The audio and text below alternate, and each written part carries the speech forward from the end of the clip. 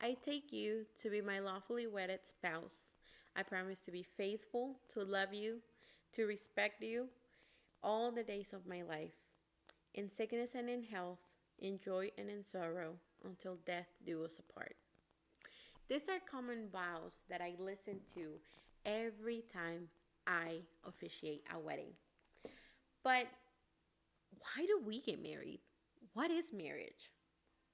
This and many other topics we're going to be exploring in Comunidad, a weekly segment where we're going to be talking about different things that I experience through my different services that I provide. This month, we will tackle things such as marriage, weddings, and relationships. But today, I would like to start to talk about marriage. The Merriam Webster Dictionary defines marriage as the state of being united as spouses in a contractual relationship recognized by law. It is the mutual relation of a married person and the institution where individuals are joined in a marriage. This is the legal definition. But what does the Bible says about it? I have searched different topics about this matter. And to this date, I have yet to find a similar definition in the Bible about marriage. However, what I do find are different passages in the Bible where they teach us how we should live in marriage. The closest definition I was able to find regarding marriage, or rather when it started, is found in Genesis 2, passage 20 to 25th. And it says, "So the man gave names to all the livestock, the birds in the sky, and all the wild animals. But for Adam, no suitable helper was found. So the Lord God caused the man to fall into a deep sleep, and while he was sleeping, he took one of the man's ribs, and then closed up the place with flesh. Then the Lord God made woman from the rib he had taken out from the man, and he brought her to said man. The man said, 'This is now bones of my bones and flesh of my flesh. She shall be called woman, for she was taken out of a man.'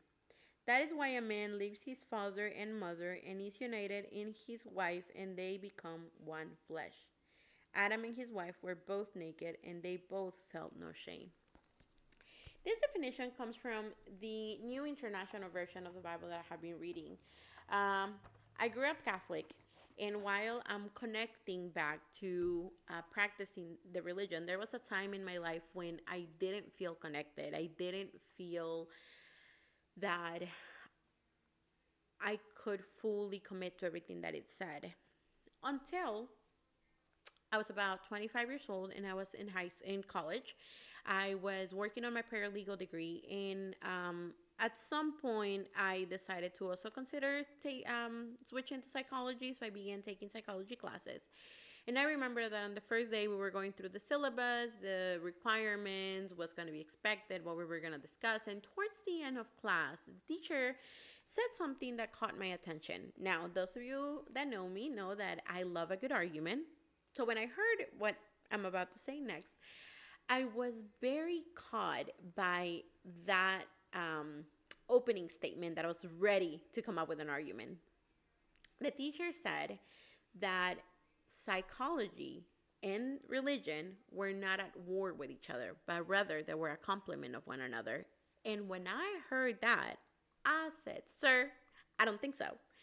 I didn't say it. I stood quiet. I wanted to listen to his reasoning before I came up with an argument.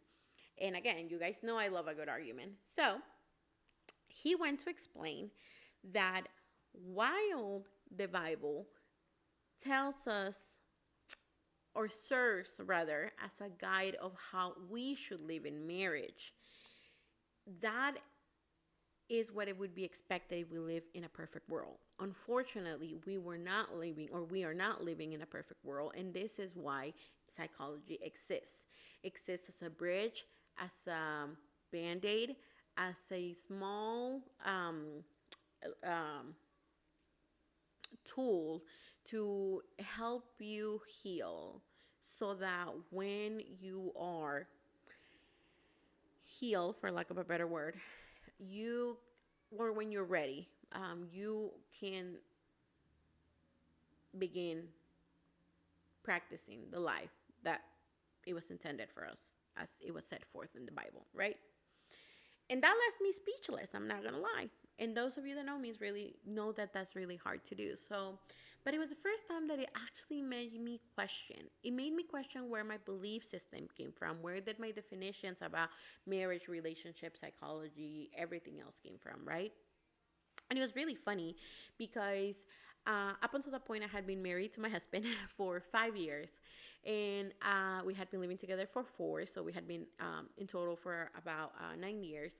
And in a way, that also kind of led or trigger or coincidentally happened to be around the same time that I started having my first existential crisis.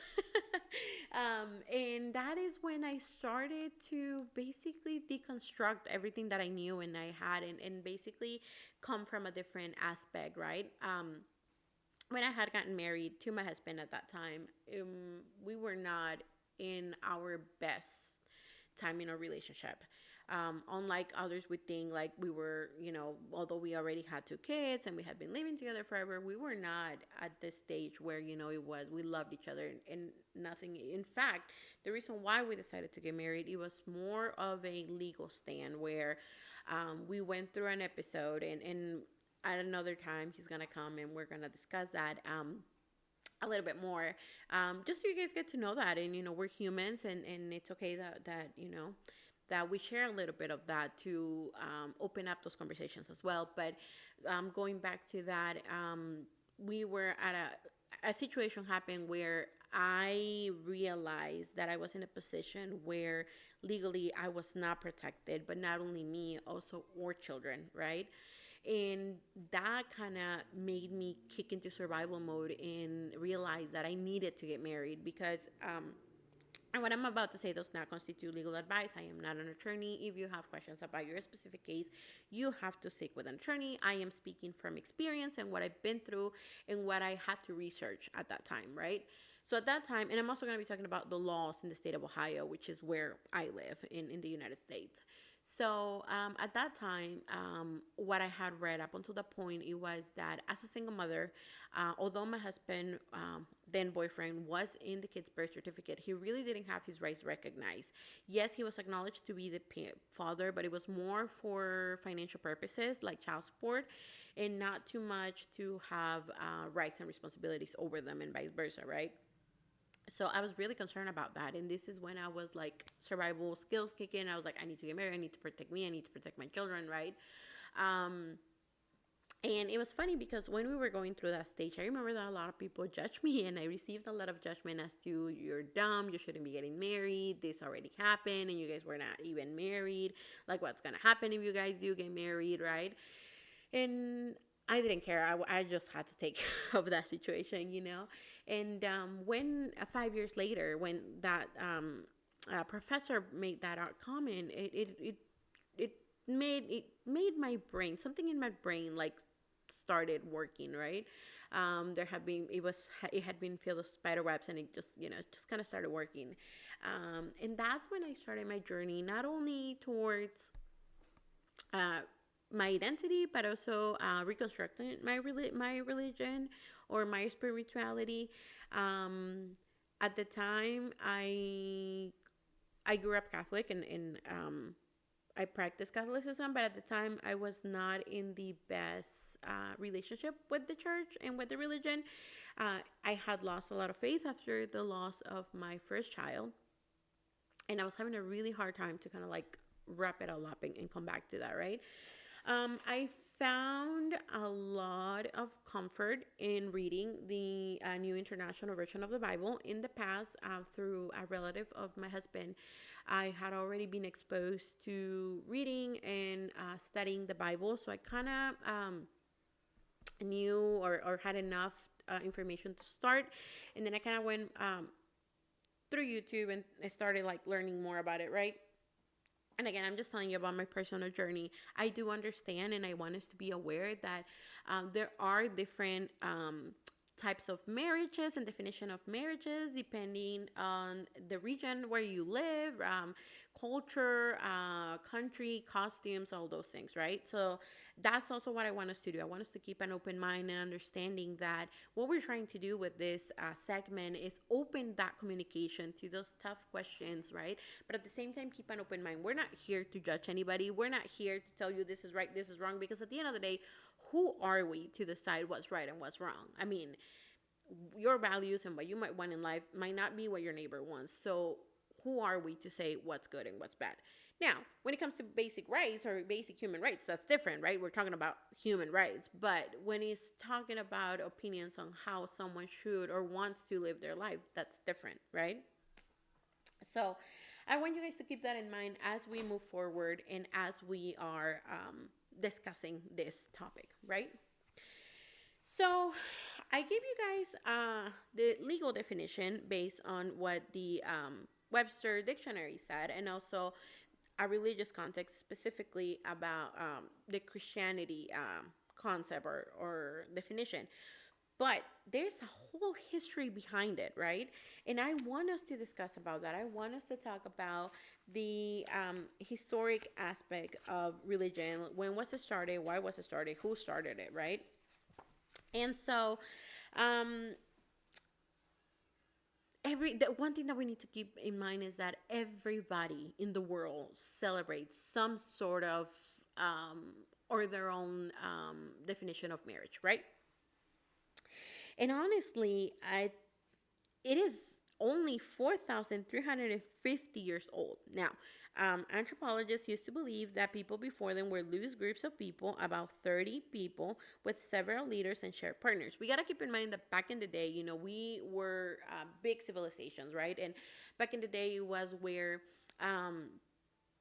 women, we didn't have all these technology, and even then, women sometimes die during birth, or men had to go out and scout and bring food and bring things like that. Sometimes they didn't come back. So like, we were raising big communities, big civilizations, right? And so that's why sometimes everybody was like in charge of like the whole taking care of everybody's kid, everybody's village, you know what I mean? So that's why they were you could find groups with like several leaders and shared partners, right? So it was very, very common. However, as the people started to spread around and the communities became smaller, right? The need to continue to procreate, but at the same time finding out who was in your line of heritage or hair was necessary to decide what's going to happen to your property, who was your legitimate children, and things like that. Basically, the institution was created to regulate sexual activity and to regulate property and to regulate assets and all of those things, right? Some may argue that it was also to protect like women and offsprings, right? But the thing is that it was more for that purpose, more of a legal contract, right? And even back then, like, you did not have to have this big weddings. It wasn't actually until the 18th century that the church actually became involved. Prior to that, I mean, the mere fact that you showed up before your society and told them that you were going to start living as a married couple and you were recognized as such, that was enough. This is why, a little bit the reason behind common law marriage. And we're going to talk about that in another chapter. I don't want to dive too much into that. But actually, there were some people that still did get married to church, which was usually for like higher upper societies, right? But again, the purpose for that was to have those right hairs, right? And a lot of things have changed since then, right? And we gotta also understand that marriage looks different, again, depending on where you are. There are different cultures in society where polygamy is allowed, right? Or where other type of marriages are allowed. And regardless of which one we're talking about, like, at the end of the day, we're talking about the institution as such, right? But it's also really good to understand the history context behind it. So when you're moving forward, or if you're thinking about taking this decision, like, you are aware of what you're getting yourself into, right? So for me, for example, like I told you, it wasn't about, what you see in movies. It was literally, I was in survival mode. And again, this is kind of the whole history of how it is started, right? And I think that sometimes we confuse how you should live a relationship with what is marriage as such. And that's where sometimes some conflict comes. And we will talk about relationships and what makes a good relationship. And again, I'm using this because who are we to say what's a good marriage? But rather, I want to look at the shared common characteristics that allow people to stay longer in I'm sorry, in marriages, if that makes sense. Okay. So, anyways, so that's basically kind of where it is and where it came from and how it began, right? And at the end of the day, I wanted to be clear that it was an institution. Marriage was an institution that was needed, and it was first recorded back in Mesopotamia, right? And then it evolved and it transferred depending on like ancient Hebrews, Greeks, Romans. But it had very little to do with love and religion, and it had everything to do with survival and protection, right? And legal recognition and control of citizens. At the end of the day, that's what it was, right? Whether we like it or not. So, now that we know about those things, I want to take a look at like what the community had to say about that, right? Because as you guys remember, I made a community poll where I asked different questions and we discussed those things. So one of the questions that was asked is, if two people are already living together or engaged, what additional value does marriage brings? Now, a lot of people talked about the legal aspect, that it brought some protection in case that the relationship ended or in case that the partner passed, which again, it kind of goes back to what we're saying, like the root or the main reason why it was created, right? We had some other people that say that it depends on the value that they wanted, each a couple wanted to give to their relationship. It could be influenced by religion or spiritual, mainly for those who decide to get married through church. Some of them say that it is to formalize their relationship before friends, family, and parents. Again, kind of goes back to like, having society be in there. And then it also to give value to the being honest, transparent, and mutual care. To support each other, to see if they're maybe compatible to live together. And then if they do share that responsibility and values, then it seems that they have the key to secure a long-term marriage, right? It is to give value in the social and jurisdictional or legal level. I think that socially normalizing the relationship opens up the ability to have the tough conversations instead of just running away whenever you have a problem. And that's true. I mean, remember when I told you guys prior to me getting married, that's one of the things that I used to do when I would get mad at my husband. We didn't have that sense of compromise. So it was just kind of, we got to argue. And I was like, all right, I'm leaving and I'm taking the kids. And I mean, we were super young also back then. Not that it's an excuse, but, you know, that's this is why you have to have these tough conversations. What is marriage? What does it mean? What do you guys view marriage the same way, right? Do you guys want to get married, right? As somebody said, that is for safeguarding for the children and receive benefits should a parent pass. Other people say long-term relationship by choice, where each other can share their feelings, experience, and interactions without judgment. And the best part is that it is by choice. It is not the same interaction that you have with your family. Totally, totally. Somebody else said that safeguarding for the children to receive benefits should a parent pass. A long-term relationship by choice, where each other can share experience. And then the commitment of devoting your life and soul to each other. Okay, becoming one flesh, kind of what the Bible said, right? The second question that we ask is, why do some people choose to get married? For legal protection, spiritual, or religious meaning, traditions, or other reasons? Somebody said that it was tradition for them. They have not been legally married, but they've been with their partner long enough to know or to consider themselves as married. Somebody said that when they were young, they did it for love, what the idea love entails and what TV tells you about love is. Now that I'm older and after a few failed marriages and relationships, I will get married by having a deep connection with my partner and by knowing I can get the support I'm looking for emotionally and professionally. Somebody else said legal, religious, and spiritual values. Somebody said tradition. Somebody said that everybody has their own motive. However, it should be clear and strong if they decide to get married. Okay, like a strong compromise. Somebody said, for me, it has been based on a legal aspect and then also to fulfill a hole or a gap that I had from previous experience. Wow, that's deep. That is very deep. Somebody said each case is different and very particular. Some of them is due to society. For years and decades, they have told us that that's what you need to do before society. Mainly, is something that is pushed on by family. Says legally speaking, the protection of the family, and mainly when there's children in between. Also, when it comes to materialistic things, it's something that you guys share as a common goal to make sure that you guys work towards the same aspect, which is taking care of the family. While money is something that can be viewed as materialistic, it is definitely something that needs to be discussed and have a clear understanding of where we need to move forward, mainly to safeguard the rights of individuals and specifically the children.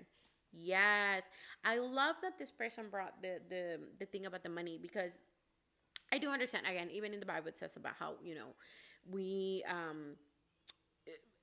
we can have different connotations negative about Bible. I'm sorry, the Bible about money. But if you really look at it, that's really exactly what the Bible says. You should be able to provide for your spouse. You should be able to provide for your children, right? Um, and that is a very relevant topic that you need to discuss, right? And I would think that is one of the qualities that you would need to have a good marriage or to have a long lasting marriage, right? And that doesn't mean that you're materialistic or that you are somebody that is just interested in money, but we cannot deny the fact that it's necessary, right? You need money to purchase things, basic necessities, right? So that's good. How much money? That's for each couple to decide. For marital status, it is a compromise between union and loyalty. That also makes you also somebody to view you as trustworthy because you show before society that you are responsible. Somebody who is single and can be viewed as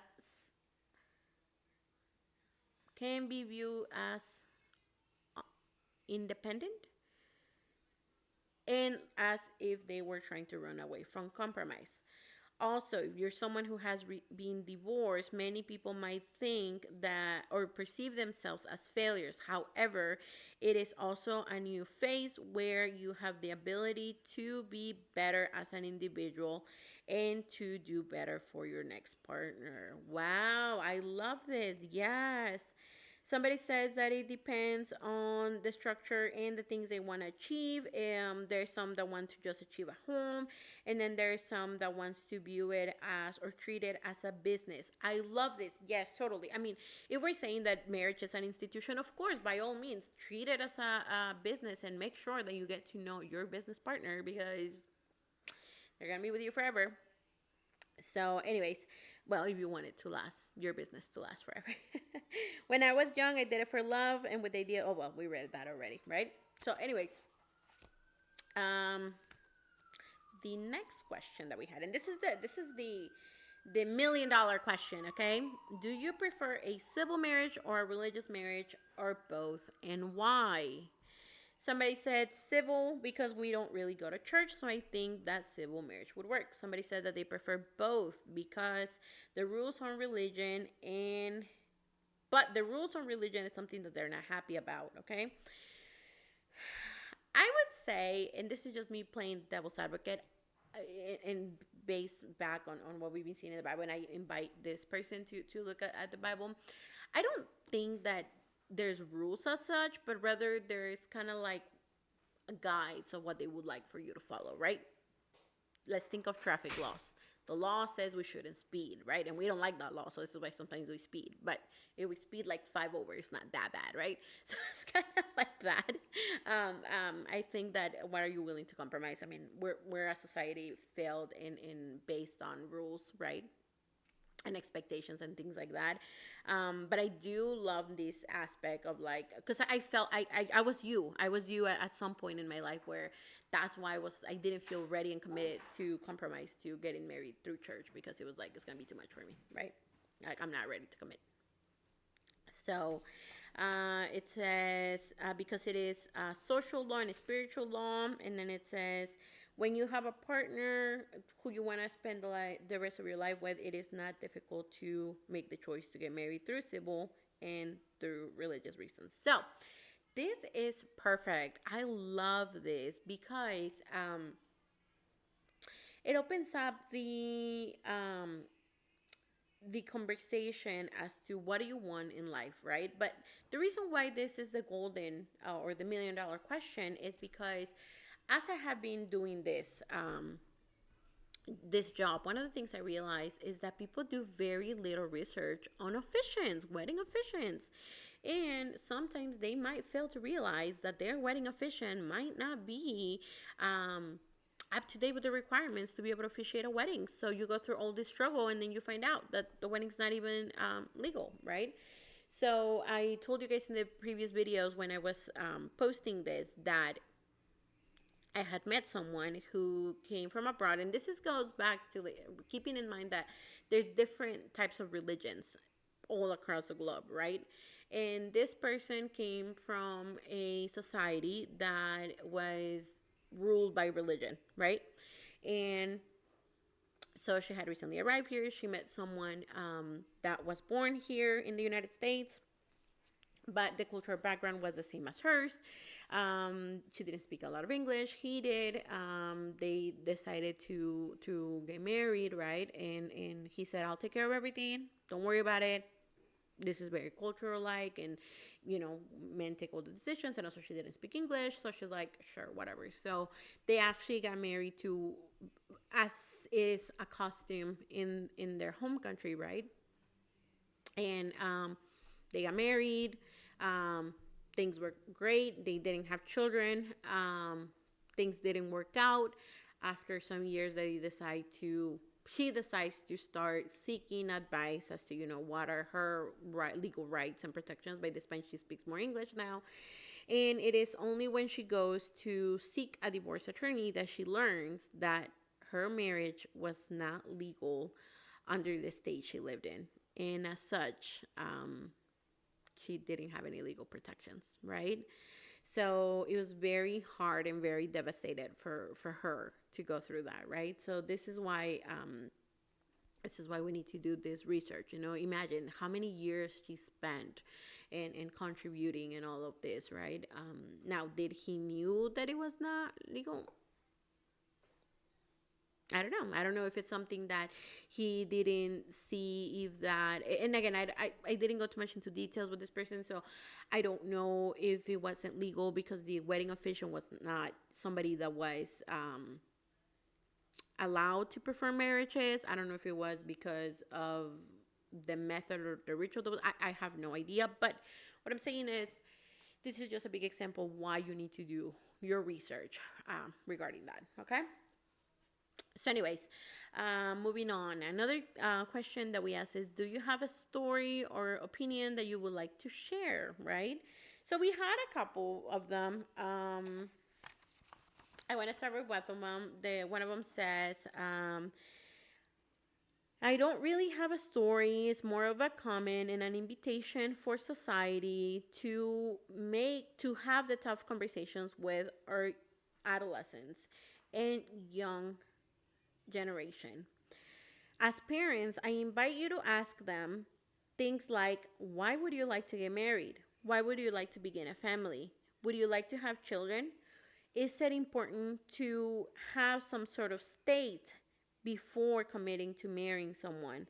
And then that way, after doing a self-reflection, then most likely than not, the contracting parties should be able to take make a better decision and an informed decision after realizing the huge amount of work that is required to make a marriage work. Definitely. So we do talk a lot in society about how we should talk to or younger generations about, preventative care and preventative sexual care and things like that. But yeah, I mean, I don't think we have these conversations, right?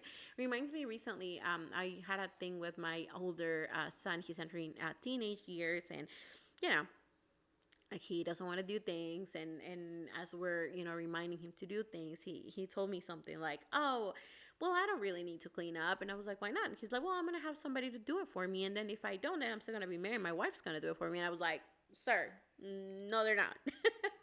And I went on to explain to him like the values and how we're at home, and I went in to put his father as an example, like how he contributes in the house and how he helps out, and that just kind of like make him open up to me. But at the same time, we already started having like that conversation about like expectations and values about marriage right now. Is he gonna follow through with that? Is he gonna create his own decision? We don't know, he's too young, but we're at least opening up that conversation of what does it entail to be in a marriage, right? And that's one of the things that I did tell him about, how but what if your partner wants to also work and things like that, and maybe you guys have to hire somebody that that will have to clean the whole house. But even then, you have to know how to clean so you can tell them how you want things clean, right? But anyways, so yeah, excellent comment. I think this is great. So then somebody else said, we have been together for a long time and we will be getting married in about a month. Um, Getting married has never been the issue for us. However, timing and legal aspects have caused an issue. Back in our home country, getting all the paperwork that was required was really tough for us given the political climate. As such, it wasn't until almost 11 years later that we are now finally able to get married. Yeah, so this is another thing. This is why we should not be quick to jump as to why shouldn't you haven't you got married, or it. I mean, in this age and time, there's still struggles and hurdles that couples are going through. So, and this is in another part of the world, because he said our home country, so I'm assuming that they're not from the U.S. But yeah, so let's keep that in mind. Somebody said, I definitely believe to have more honest conversations and open communication between family, partners, and friends. It'll make relationships work better. I have learned that open communication is a way to have a longer relationship. This is great because it opens up about, like, remember how I told you that back in the days, like, just to be considered to be in marriage, you would just declare your intentions in front of like society, your community. So it's kind of what it is, and this is something that I do tell couples when I'm marrying them. I do tell them, you are going to have your family, friends, and community to turn to for help and guidance, but at the end of the day, you still have to go back to your partner and make those tough decisions in conjunction, because only both of you know what you're really working towards, right? So okay. Somebody else said,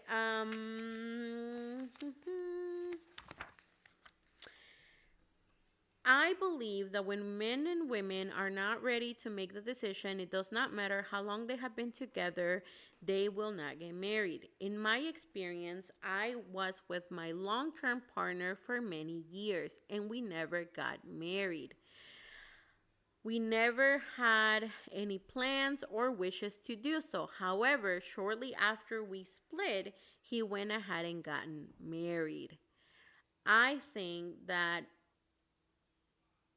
I also got married later on, and I think that the key to a good marriage is to get to know your partner better before taking that huge step.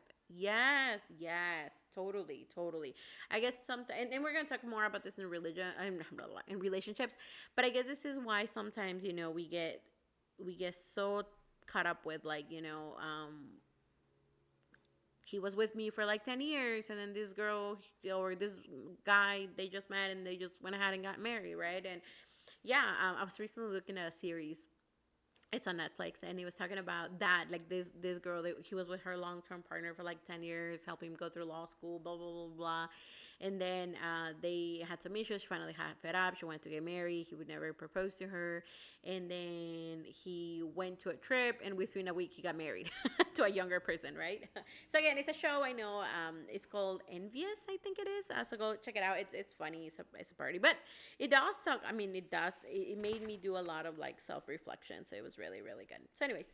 So, this also brings me to another topic that I want you guys to be aware about the difference between a civil marriage and a religious marriage. It really depends on like where you are located. Okay, and what I mean by that is, at least in the state of Ohio, like each state has different regulations. And I'm not talking about the state of Ohio because this is where, again, this is where I live, this is where I work.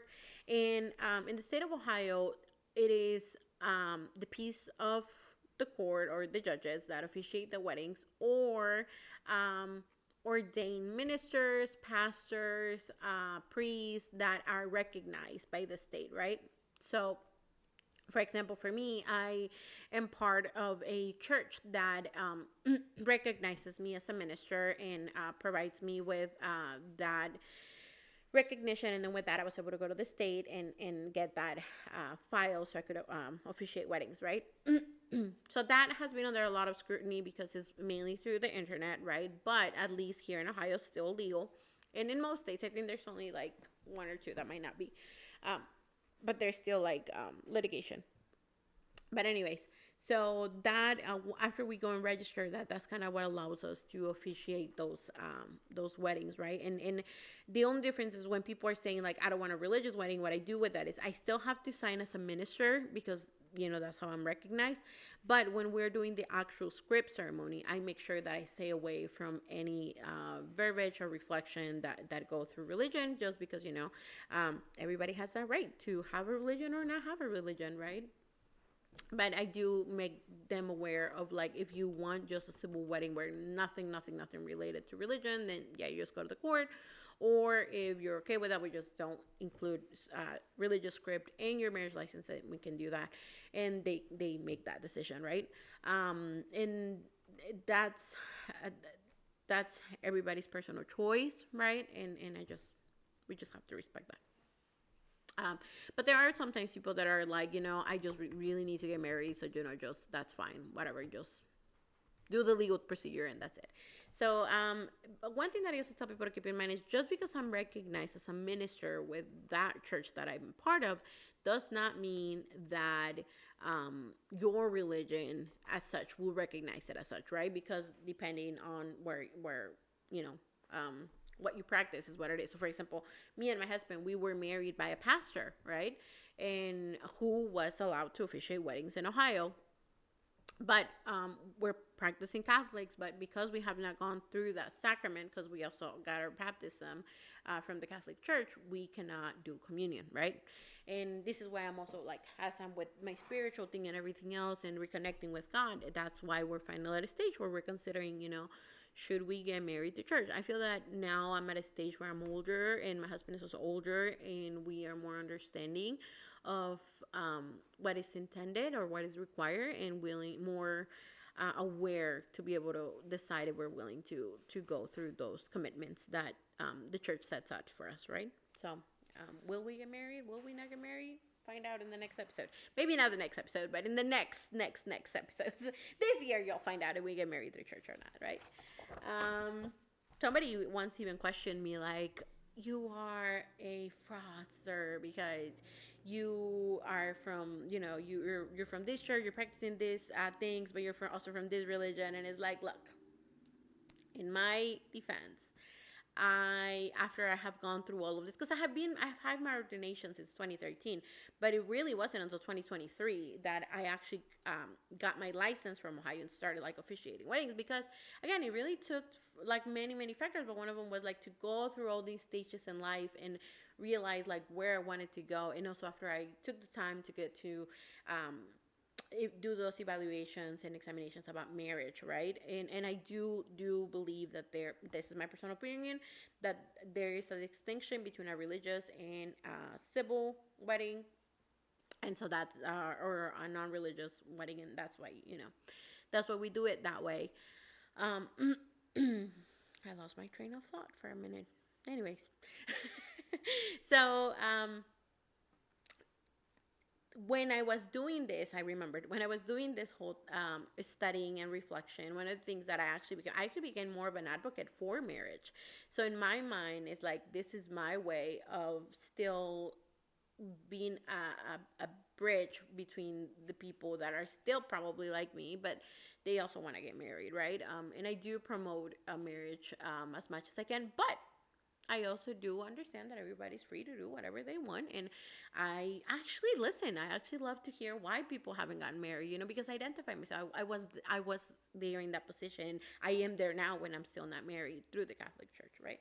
But anyways, so before we close, I want to read to you also what I found in a forum in Reddit, and I invite you to go look for it. I'm gonna give tag them in the comments so you can give them the credit and you can go see it.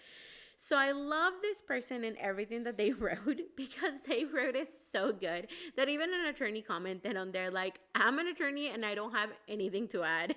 I think she only added like something about the emotional aspect. But anyways, so it says, I don't think people think deeply enough about what marriage actually legally means. Culturally, we think of it as a symbol of everlasting love. Some think if you love somebody and don't want to leave them anytime soon, you get married. Others think marriage is just a piece of paper. They're both wrong. That's not legally what marriage is. Marriage is the creation of a single family unit from two separate people. It says, these people are signed up to go through life together. They're making decisions not based on what is best for them as individuals, but based on what is best for them as a unit as a whole. It makes the law treat them as one family unit for stuff like taxes, citizenship, and testifying in court. And it makes them fairly divide up their crap if the relationship ends. It is what safely allows people to make sacrifices for the good of the whole without fearing that were the relationship to end, they would be left bearing the consequences of the sacrifice on their own. Like, for example, if there is no marriage and no one should ever leave their career to be a parent. What a not so smart decision. There's another word, but I'm not going to say it. Like, imagine if you were single and some stranger says, hey, you want to come to my house and take care of my house and my kids? Right? I'll pay all of your living expenses if you quit your job and take care of my house and my kids. Imagine stopping what you're doing and imagine that that person at any moment does not like what you're the job you're doing. So they just stop paying for your living expenses. You would be on the streets with no income and a huge gap in your job history. When you get married, the law says that you both are pooling resources. Everything that you both earn is communal property. And if the marriage ends, you both get to keep stuff you had before the marriage. And if you split any stuff you gained during the marriage, and if one person earns more money than the other, they would have to pay the lower earner alimony for a while, for a relative amount of time that you were living together, giving them time to get back on their feet before they made the sacrifice. And if you have kids, the law sets up fairly who is giving up the time to take care for the kids and who is giving up their money to take care of the kids. The law sorts all of that stuff out because the legal status of the marriage matters. There are tons of benefits that come with marriage, all of which are about we are one unit, one decision, and one made in support of each other. Again, and I think this person's talking of institution of the marriage, right? So I want to encourage you to have whatever kind of relationship, a ceremony, and commitment you want, but still get legally married. You should not only do it with the assumption that you're pooling all of your resources. If you don't want to pool all of your resources, you should get a prenup to describe how you actually intend to split up your resources. If you do not want to pool your resources, if you don't want to build a life together, if you want each to have your own life and share companionship to one another forever until you die, then don't get married. Just stay single. And there's many other things that this person goes out to explain. She says, if you choose not to get married, you need to make every relationship with the decision of your understanding that you will shoulder the cost of every sacrifice you make for this relationship. If you pay off your student loans and that person leaves you tomorrow, the money's gone. If you earn twice as much moving across the country and you don't think you can find a job out there that pays as much as your current one, don't do it. So, wow, this is a lot to reflect upon. So, anyways, again, I want to remind you that this is a judge-free zone unless you are degrading someone regarding basic rights. We're not going to tolerate that. But again, this is a place of a safe space where we're gonna come from a curious, open mind. We're not here to judge. We're not here to tell you what to do, not to do, but if anything, just open up the conversation. And please continue with this conversation because we started with a strong topic. And next week is gonna be even tougher. We're actually gonna talk about all about divorce. The new poll about that question is already posted in our Instagram. It's in English in Instagram and it is in Spanish in Facebook. I invite you all to go and fill it out. Remember that all of your participation is anonymous. Google might ask you for your email to allow you to have access to the form, but I don't get to see who submitted what or which email it came from. The only thing that I'm provided with is with the responses. So I hope you're joining us in next talk and that you get to see us next Monday at 8. Have a good one. Bye-bye.